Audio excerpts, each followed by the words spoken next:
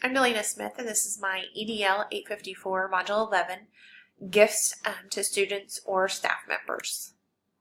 So we want to make sure that any time that gifts are being given, whether it be to students or to staff, that it is according to an established district guidelines. We want to make sure that those guidelines are in writing so that we can be consistent and lawful and ethical in the manner in which gifts are given. When students are receiving gifts, if it is part of a fundraising incentive, we want to make sure that not only are the gifts age appropriate, but also that it's not hindering the profitability of that specific fundraiser.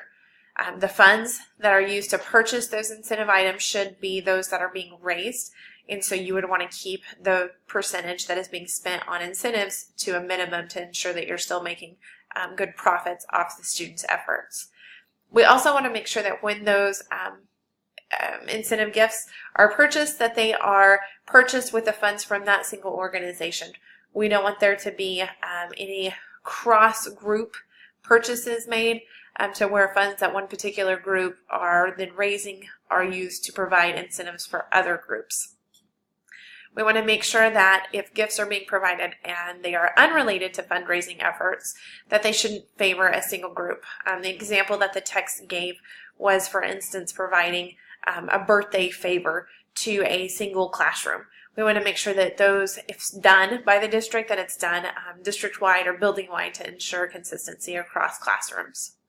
If there are awards being given for achievements, we want to make sure, again, that it's nominal in value, age-appropriate, and at times these are going to come from different areas for funding, such as the general fund, donations, or possibly an athletic fund, depending on what particular achievement is being awarded.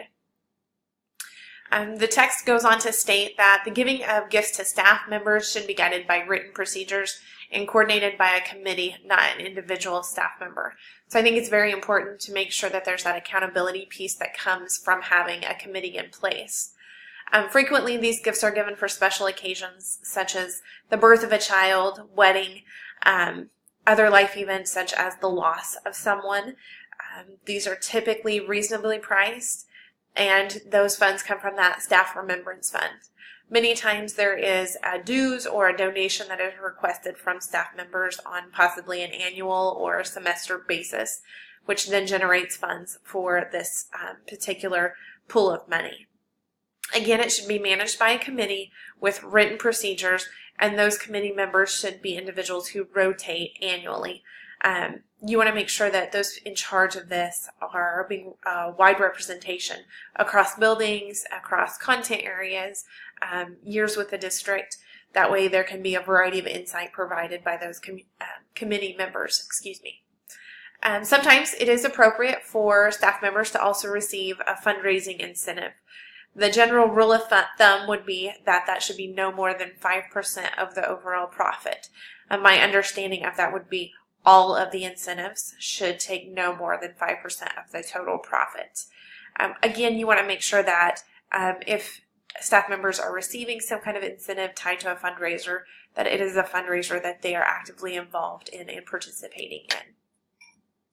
At times, all staff gifts are given, for instance, at back to school, end of the school year, or possibly Educator Appreciation Week. When talking about those gifts, we want to make sure, again, reasonably priced. This shouldn't become a hindrance on the district. That they are staff-generated funds, if possible. Workroom vending machines, as well as donations, were two ideas that the text threw out. I know in my particular district, that is something that I'm very unsure of, and the office is actually closed this past week, so I wasn't able to confirm that information. But we don't necessarily have funds that are generated by the staff, so I'm not quite sure where those funds come from for our district. They suggested that it be less than $5 a person if it was something that came from the general fund. Anytime we receive a gift during Educator Appreciation Week, it is typically a fairly nice gift compared to past districts. For instance, we all received embossed mugs this past year. The year before, we all received polo shirts. So I would tend to think that those were over $5 in value. So I'm questioning whether or not that those funds would have came from the general fund or if there was possibly a private donor. our district receives a great deal of support through private donations as well as the Community Education Fund. So there is a possibility that funds were made available outside of the actual school budget, but then the gifts would be given in the name of the district school board. Something that the text went on to clarify was that also anytime it's cash or cash equivalent, such as a gift certificate, those are actually taxable wages, so they would then need to be included on the W-2s.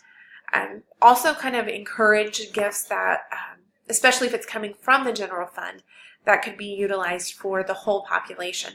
I think a lot of times administrators that I've spoken with have been hesitant to do things that were actually more classroom supplies for the teachers because they want to show appreciation to the teacher and not just provide classroom supplies.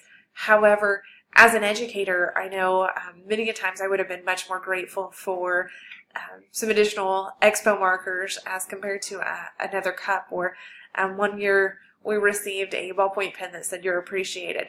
I really could have used another package of pencils more than the pen that unfortunately stayed at my desk until I left the district.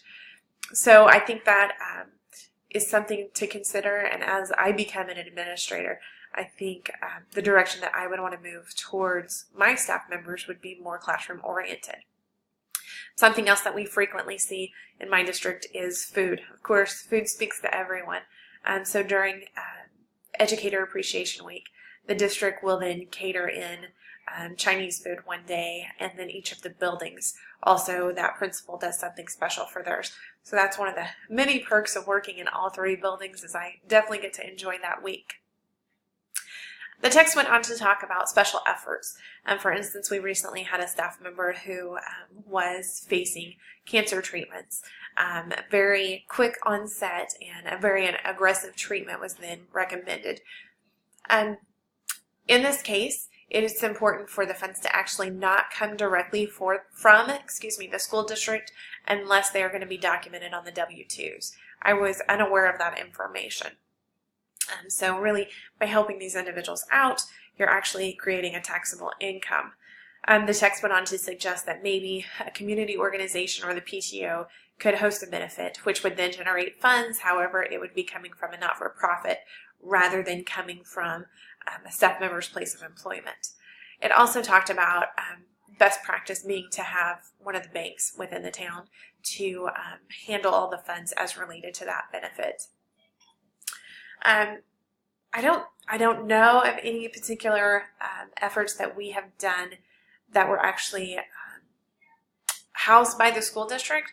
Rather, it's frequently teachers pass an envelope around or something a little more discreet rather than the check actually coming from the district itself. Again, we're very blessed in our community and a lot of times have access to donations that can then be directly from that organization outside of the school district directly to an individual or to a family who would need that.